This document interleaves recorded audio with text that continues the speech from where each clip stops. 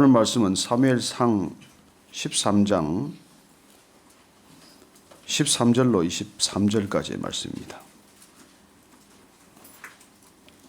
한 목소리로 같이 읽습니다. 시작. 사무엘이 사울에게 이르되 왕이 망령되이 행하였도다. 왕이 왕의 하나님 여호와께서 왕에게 내리신 명령을 지키지 아니하였도다. 그리하였더라면 여호와께서 이스라엘 위에 왕의 나라를 영원히 세우셨을 것이거늘 지금은 왕의 나라가 길지 못할 것이라. 여호와께서 왕에게 명령하신 바를 왕이 지키지 아니하였으므로 여호와께서 그의 마음에 맞는 사람을 구하여 여호와께서 그를 그의 백성의 지도자로 삼으셨느니라 하고 사무엘이 일어나 길갈에서 떠나 베냐민 기브아로 올라가니라. 사울이 자기와 함께한 백성의 수를 세어보니 600명 가량이라. 사울과 그의 아들 요나단과 그들과 함께한 백성은 베냐민 게바에 있고 블레셋 사람들은 믹마스에 진쳤더니 노략군들이 세대로 블레셋 사람들의 진영에서 나와서 한 대는 오브라 길을 따라서 수알 땅에 이르렀고 한 대는 벳호른 길로 향하였고 한 대는 광야 쪽으로 스보임 골짜기가 내려다 보이는 지역길로 향하였더라. 그때 이스라엘 온 땅에 철공이 없었으니 이는 블레셋 사람들이 말하기를 이브리 사람이 칼이나 창을 만들까 두렵다 하였습니다. 온 이스라엘 사람들이 각기 보습이나 삽이나 도끼나 괭이를 벼리려면 블레셋 사람들에게도 내려갔었는데 곧 그들이 괭이나 삽이나 쇠스랑이나 도끼나 쇠째치기 묻힐 때 그리하였으므로 싸우는 날에 사울과 요나단과 함께한 백성의 손에는 칼이나 창이 없고 오직 사울과 그의 아들 요나단에게만 있었더라. 블레셋 사람들의 부대가 나와서 믹마스 어기에 이르렀더라. 아멘. 블레셋과 전쟁이 시작되었지만은 사울의 마음이 불안에 휩싸였습니다. 전쟁을 시작한다는 것은 사실 죽고 사는 문제죠. 이스라엘의 전쟁은 마땅히 하나님께 속한 것이니까 하나님께 물었더라면 하나님께서 허락하시는 전쟁이 시작됐다면 그렇게 두렵지 않았을 것입니다. 두려운 나머지 결국 번제를 스스로 드리는 그런 어리석음을 범하고 맙니다. 본인은 어리석다고 생각하지 않았을 거예요. 그는 자기 자신이 번제를 직접 주관해야 할 충분한 이유가 있다고 생각을 했을 것입니다. 먼저 3,000명의 병력과 함께 국민들을 온 백성들에게 총동원령을 내려서 사람들을 불러 모았지만은 사람들이 두려운 나머지 숨어버리거나 멀리 도망가고 말았어요. 도망병이 속출한 것이죠. 전쟁을 시작하기도 전에 전의를 상실하고 그 번제를 기다리는 엿새 동안 이미 사람들이 크게 줄어버렸습니다. 두려움은 더 커졌겠죠. 그래서 드린 제사입니다. 근데 사무엘이 와서 뜻밖에도 관용은커녕 한마디로 그렇게 말합니다. 오늘 사무엘이 하는 말을 한번 같이 읽어보십시다. 13절, 14절 한 번 더 읽습니다. 시작. 사무엘이 사울에게 이르되 왕이 망령되이 행하였도다. 왕이 왕의 하나님 여호와께서 왕에게 내리신 명령을 지키지 아니하였도다. 그리하였더라면 여호와께서 이스라엘 위에 왕의 나라를 영원히 세우실 것이거늘 지금은 왕의 나라가 길지 못할 것이라. 여호와께서 왕에게 명령하신 바를 왕이 지키지 아니하였으므로 여호와께서 그의 마음에 맞는 사람을 구하여 여호와께서 그를 그의 백성의 지도자로 삼으셨느니라. 일방적인 통고예요. 원래 사실 일주일간 기다리라고 한 것도 사무엘이 10장에서 얘기한 것입니다. 그러나 그는 사무엘이 그 명령을 얘기할 때 하나님께서 명령하신 것으로 전달했습니다. 오늘 다시 사무엘이 사울이 그냥 번제를 드렸다고 그 순간에 화가 나서 그 순식간에 그걸 참지 못해서 지금 이런 얘기를 하는 것이 아닙니다. 그는 얼마나 이 번제를 드리는 것, 제사를 드리는 것, 하나님 앞에 나아가는 것이 중요한 것인지를 벌써 잊어버린 사울 왕에게 대해서 당신은 이 한 번의 실수라고 생각할지 모르지만 이건 용납받을 수 없는 일이라는 것입니다. 저는 우리가 예배에 대한 생각이 이렇게 확고해지기를 바랍니다. 예배는 그냥 드려지는 것이 아닙니다. 또한 예배를 드리는 사람 내지는 예배를 주관하는 사람에 대한 자격이 더 까다롭다고 하는 것, 우리가 볼 때는 더 엄격하다고 하는 것, 아니 어떻게 보면은 너무 가혹하다고 하는 것까지도 우리가 받아들여야 한다는 것입니다. 때로 우리가 구약을 읽어가면서 곤혹스러운 까닭은 정말 구약의 하나님은 사랑의 하나님이 맞나? 예수님이 말씀하시는 그 사랑의 하나님이 맞나? 이런 이 갈등에 빠지게 됩니다. 아니 70번씩 7번이라도 용서하는 것이 하나님의 성품이고 또 하나님이 말씀하시는 그 사랑 아닙니까? 어떻게 사람 한 번 실수했다고 그렇게 가혹하게 단죄할 수가 있습니까? 그래서 우리는 구약의 하나님과 신약의 하나님이 너무 다르기 때문에 마르시온이라는 초기 이단주의자들은 구약 자체를 읽지를 않았어요. 이건 성경도 아니다. 이게 무슨 성경이냐. 그리고 지금 이 시대에서도 우리가 성경을 읽어 나가면서 이건 하나님 좀 너무하지 않습니까? 나중에 우리가 가나안 땅에 대한 하나님의 가혹한 여호수아서에서 보면은 이 진멸을 면하는 것, 헤렘을 면하는 걸 보면 어떻게 하나님 살아계셔서 저렇게 가혹하게 다룰 수가 있습니까? 그리고 우리가 구약을 이제 읽어가면서 다시 한번 우리가 발견해야 할 것은 하나님께서 우리가 생각하는 것보다 두려운 하나님이라고 하는 것입니다. 그 외경심을 잃어버리면은 하나님은 우리가 친구 하나님, 뭐 아버지 하나님, 아빠 하나님, 이분이 너무 좋아서 하나님이 가지고 있는 공의의 기준, 하나님이 이 세상을 다스리는 그런 통치의 기준을 우리 자신이 놓쳐버리게 되는 것이죠. 그래서 다시 한번 우리가 구약 속에서 발견하는 하나님의 성품이 공의의 하나님, 그리고 사랑에 앞서서 그 공의를 다시 한번 발견하게 되는 것이죠. 모세가 어떤 모세입니까? 하나님께서 부르셔서 40년간 바로의 왕궁에서 훈련받게 하시고 또 불러내셔서 광야에서 40년간 훈련하셔서 80년간을 빚으셨던 하나님입니다. 모세와 얼굴과 얼굴을 대면하여 말씀하셨던 하나님입니다. 그러나 그 모세가 첫 번째 그 러비딤에서 반석에 물을 내라고 그럴 때 그가 가졌던 지팡이로 반석을 쳐서 샘물이 솟게 했습니다. 다시 한번 하나님께서 불평하는 이스라엘 백성들, 목마르다고 물에 갈증을 느끼는 그 백성들을 향해서 모세가 반석에 물을 내게 할 때는 하나님께서 두 번째는 지팡이로 치는 것이 아니라 그 반석에 명령하여 내가 물을 내라고 말씀하십니다. 그리고 하나님께서는 동일한 역사를 그렇게 우리에게 늘 인도하지 않는다는 것입니다. 전혀 다른 방법을, 전혀 다른 하나님의 길을 보이실 때가 있다는 것입니다. 첫 번째는 반석을 쳤어요. 그러나 두 번째는 하나님께서 반석에 내가 말을 하라는 것입니다. 반석에 명령을 하라는 거예요. 여러분 듣기에 따라서는 혼란스럽지 않습니까? 그 반석이 무슨 말을 알아듣기를 하겠습니까? 근데 어떻게 해서 하나님께서는 그렇게 또 명령을 하십니까? 게다가 이스라엘 백성들은 득달을 같이 성화를 부려서 모세가 또 울컥 화가 난 것이죠. 그래서 그는 그 하나님의 명령을 잠깐 잊어버리고 반석에서 지난번에 했던 대로 지팡이로 내리쳤더니 물이 솟았어요. 그렇지만 하나님께서는 말씀하십니다.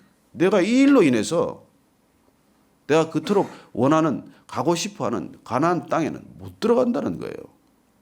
너무 가혹하지 않습니까? 모세가 지금 한 가지 그 명령을 어겼다고 칩시다. 어쩌면 99가지 명령을 다 순종했는데 그 하나 하나님 말씀대로 좀 안 했다고 해서, 그것도 뭐 내가 물 마시자고 한 것도 아니고 백성들 물 먹이겠다고 한 일인데 그 반석을 치면 어떻고 명령하면 어떻습니까? 그렇게 우리는 늘 따질 수 있는 것입니다. 우리의 이성과 믿음은 그런 간극이 있는 거예요. 아니 그게 뭘 그렇게 대단히 잘못한 겁니까? 사울도 같은 입장일 거예요. 아니 제사 안 드리는 것보다는 제사 드리는 게 낫지 않습니까? 아버지께 번제물 안 드리는 것보다는 번제물 드리는 게 낫지 않습니까? 아니 그리고 상황이 보통 상황입니까? 하나님 같으면 내 형편 되면 이런 일 안 하겠습니까? 이렇게 우리가 하고 싶은 말이에요. 그런데 하나님께서 그런 점에 있어서는 기준이 확실하다는 것입니다. 그래서 우리가 구약을 읽어가면서 그런 하나님의 성품에 눈뜨지 않으면 하나님은 어느 순간 우리 눈에서 사라지고 마는 하나님이 되는 것이죠. 오늘 벌써 보면은 사무엘이 내가 왜 이걸 지금 경홀히 여겼는지 아느냐. 내가 망령되이 행했다. 이 망령되라고 표현한 건 어리석다라는 말이에요. 내가 어리석어서 이런 일을 한다는 거예요. 우리는 가장 똑똑하다고 이 일을 한 거예요. 우리가 신앙의 길을 걸어가면서 착각하지 말아야 될 것은 우리가 가지고 있는 합리성, 효율성, 우리가 가지고 있는 그런 기준과 잣대는 하나님이 보시기에 어리석다는 것입니다. 내가 어리석어서 그렇게 한다는 것이죠. 저는 보십시오. 여러분, 아침에 이거 호흡하기가 어려울 만큼 이 먼지 세상을 살기 시작을 했어요. 이거 10년, 20년 전에 없었던 현상 아닙니까? 인간이 극도의 물질 문명을 추구하는 이 마지막 끝에 와 있다는 증거예요. 물 한 모금을 제대로 마십니까? 수만 번을 제대로 쉬게 되었습니까? 인류가 정한 이 문명의 발전 방향이라고 하는 것은 하나님 보시기엔 어리석다고 하는 것입니다. 우리는 이 디지털 시대까지 와서 이런 세상을 구축한 것을 대단한 번영이나 성장이나 발전이라고 주장할지 모르겠지만 우리는 사실 60년대 이후에 40년, 50년을 조금 더 잘 먹고 조금 더 잘 입고 조금 더 잘 좋은 차 탄다고 이렇게 환경을 망가뜨려 놓은 것이죠. 그리고 어쩌면 우리는 돈 번다고 자녀들하고 놀 시간이 없어서 자녀들하고 세대가 단절되고 말았어요. 다음 세대들하고 우리가 무슨 고리가 있습니까? 그리고 인간이 지금 걸어가고 있는 이 방향에 대해서 여러분들이 우리가 이 흐름을 따라가기는 하지만 존중하기는 하지만 그건 잃어버린 영혼들을 얻기 위해서 우리가 이들하고 같이 살아가는 것이지 이 방향에 우리가 전적으로 동조해서 가는 것은 아니라는 것입니다. 온 국민의 70% 80%가 감기에 들고 목에 기침하고 어려움을 겪고 있어요. 이게 마지막 재앙의 전조가 아니라면 무엇이겠습니까? 그래서 저는 이 하나님께서 내가 하는 게 어리석다. 인간이 하는 게 이게 다 우리는 옳다고 가고 있는 거예요. 우리는 지혜롭다고 가고 있는 것입니다. 얼마나 효율적으로 삽니까? 그러나 이렇게 살아가고 있는 인생의 걸음걸음들이 하나님 보시기에는 지극히 어리석다는 것입니다. 저는 사실 올림픽이나 이런 걸 볼 때마다 그래요. 올해 또 월드컵이 또 얼마나 난리겠습니까? 제가 참 골프 치는 분들한테는 참 죄송한 편이지만 골프에 한동안 제가 너무 넋이 빠져가지고 일주일에 골프 생각만 하다가 그 핸디캡 한 12 유지하겠다고 일주일에 한두 번씩 그걸 또 가서 연습을 하고 소위 그때 말로 칼을 간다 그래가지고 칼을 갈아 뭐 할 건데 주말에 나가서 누굴 죽이겠다고 그 칼을 갈아서 말이죠. 그거 한두 점 하면 어떻습니까? 그 온유월 땡볕에 그 쇠자루 13개를 메고 말이죠. 손바닥만한 구멍에다가 그 쳐서 공 2번 만에 넣으면 어떻고 3번 만에 넣으면 어떻고 발로 차서 넣으면 어떻고 던져서 넣으면 어떻습니까? 근데 그걸 우리는 아무 갈등 없이 하는 거예요. 울고 웃고 또 속이고 말이죠. 별일이 다 있습니다. 그 축구 네트 골 때 그 공 하나만 가지고 찰 게 뭐 있어요? 12명이 하나씩 차고 놀면 어떻습니까? 그런데 그 공 하나를 놓고 24명이 그냥 죽을 힘을 다해서 싸우는 걸 좋다고 그 사람들 한우 받는 그 1년 연봉을 보니까 어마어마한 돈을 받더라고요. 그래요.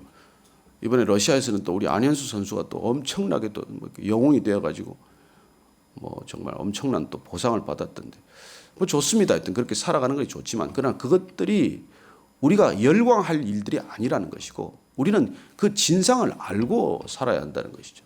온 세상이 거기에 열광한다고 하더라도 믿음의 사람들이 그런 걸 어떻게 볼 것인가, 어떻게 생각할 것인가, 어떻게 판단할 것인가에 대한 기준은 다르다는 것입니다. 오늘 사무엘이 그 얘기를 하는 거예요. 넌 지금 네가 볼 때는 그게 당연하다고 생각을 하겠지만 그건 어리석은 짓이야. 망령되이 행한 것이야. 네가 그러지 않았다면 하나님께서 왕의 나라를 내 기반으로 삼아서 너는 영원히 하나님 나라의 왕으로 네가 세움을 받았을 터인데 이 순간 하나님이 너를 버렸다는 거예요. 하나님은 이미 다른 사람을 왕으로 찾기 시작했다는 거예요. 여러분 이게 우리가 살아가는 세상의 진상입니다. 겉으로 드러나는 건 어떨까요? 이런 사무엘의 말을 들었지만 앞으로 38년 더 왕을 해먹을 것입니다. 사울은 계속 어리석은 반복된 행동을 해가면서도 왕위는 지킵니다. 그는 왕위에 40년간 앉아 있어요. 전투에서 죽을 때까지 세 아들과 함께 마지막 블레셋과의 싸움에서 다 같이 죽을 때까지 그는 왕을 계속할 것입니다. 그러나 하나님께서는 이미 이 순간 그 마음이 떠났다는 거예요. 그리고 하나님께서는 새로 왕을 찾기를 시작했다고 합니다. 우리가 아는 대로 이새의 아들 다윗에게 하나님께 주목하기 시작을 했어요. 다윗은 이제 앞으로 40년간 빚어질 것입니다. 역사는 중첩되어 있어요. 한 역사가 끝나가더라도 다른 역사가 시작되는 걸 우리는 알지 못합니다.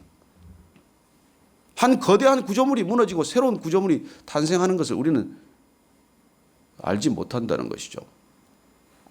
오늘 보니까 하나님께서 백성의 지도자로 삼는 사람을, 마음에 맞는 사람을 이미 지도자로 삼으셨습니다. 누가 알겠습니까? 하나님의 마음이 사울에게서 다윗에게 옮겨간 것을. 이 땅에 사는 사람들이 누가 그걸 알 수 있을까요? 그러나 이미 그런 일이 시작이 됐다는 것입니다.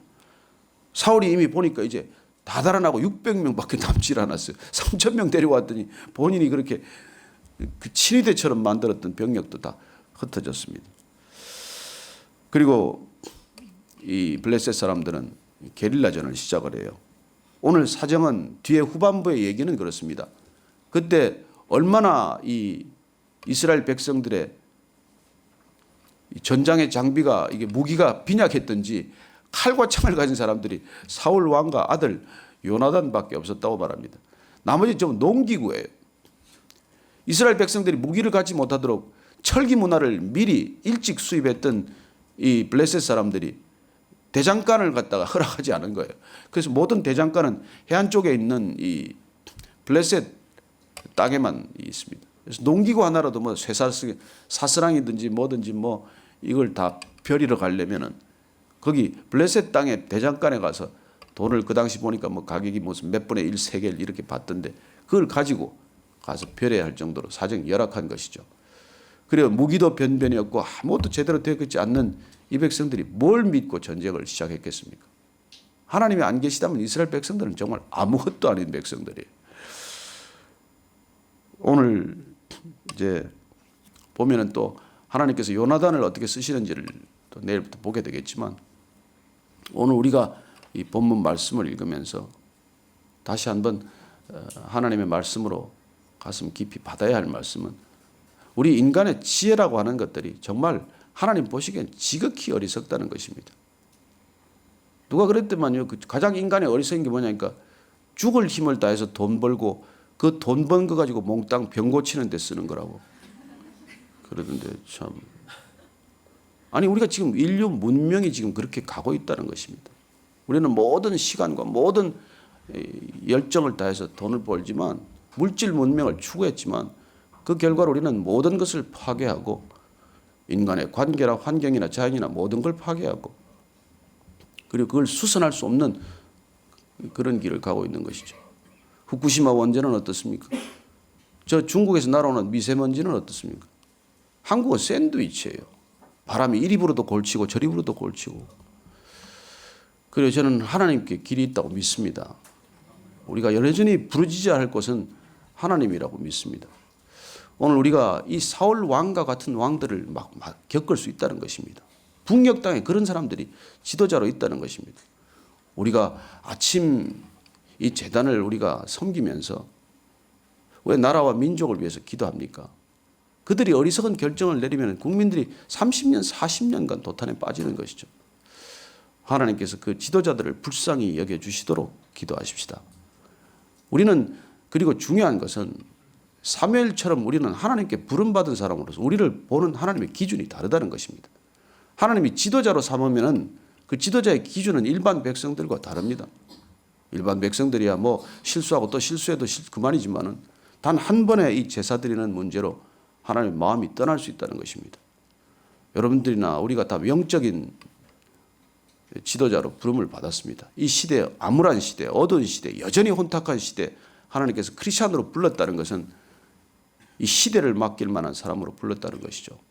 나라와 민족을 위해서 기도해 주시고, 그리고 교회를 위해서 기도해 주시고, 그리고 개인 기도를 하게 되시기를 바랍니다. 같이 기도하십시다. 하나님 아버지,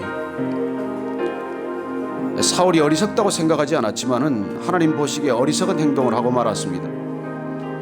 우리도 어리석게 산다고 생각하지 않지만 하나님 보시기에 어리석은 삶을 살고 있습니다.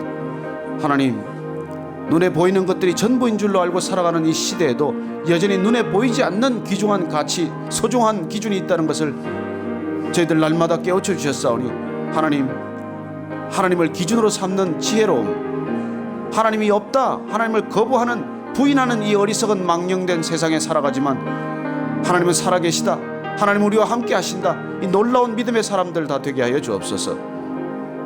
하나님, 저희들의 다음 세대가 그런 세대가 되기를 원합니다.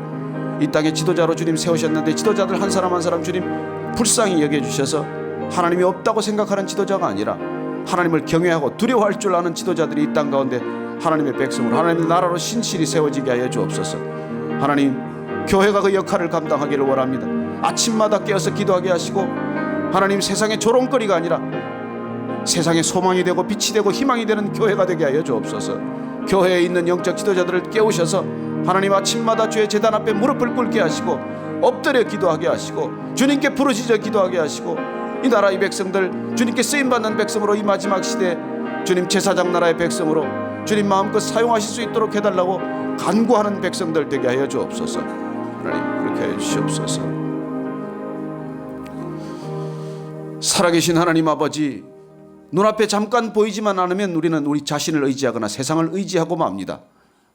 다시 한번 오늘 사울을 바라보면서 주님, 하나님께서 이 땅의 기준이 되심을 믿음으로 선포하게 하여 주옵소서.